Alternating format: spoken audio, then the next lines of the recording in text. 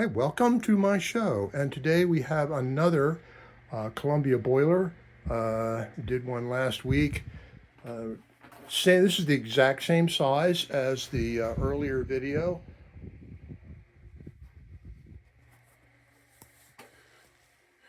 There is the rating plate.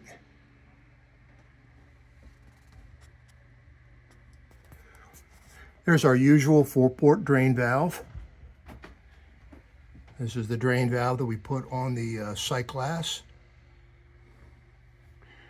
The pressure control came broken, as usual, and we had to fix it. In this particular space, we have one takeoff. And this is what is called a wraparound main, which shows that this was definitely coal-fired. So what I mean by a wraparound is it goes literally all the way around the house and winds up there. Let's see if we can get a better shot of that.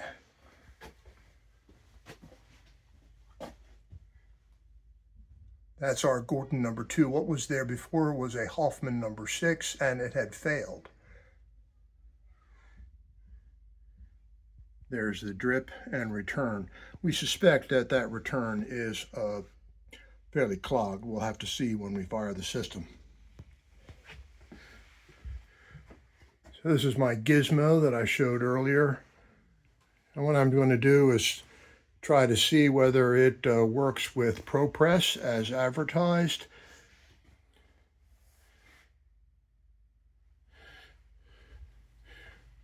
There's the return there. There's the oil tank that's going to be removed, hopefully very soon. And there's the return there. And we're probably going to cut it back and replace it. Bring it into here and return it through the Hartford loop there.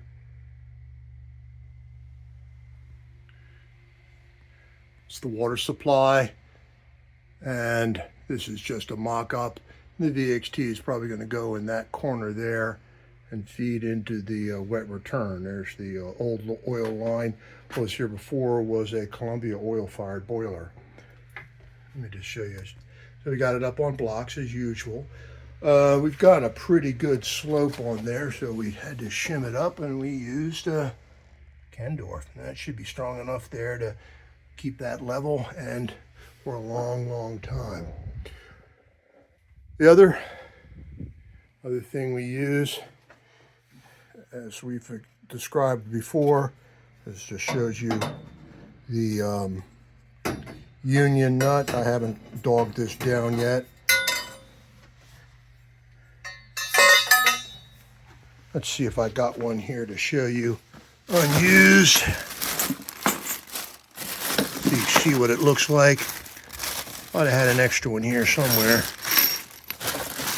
I apologize for wasting your time. I don't think... Oh, there it is. There you are. So we got a 3/4 inch male adapter by 7/8 compression on the relief valve. So I think we've discussed everything. We've got it wired. We put the gas valve up there.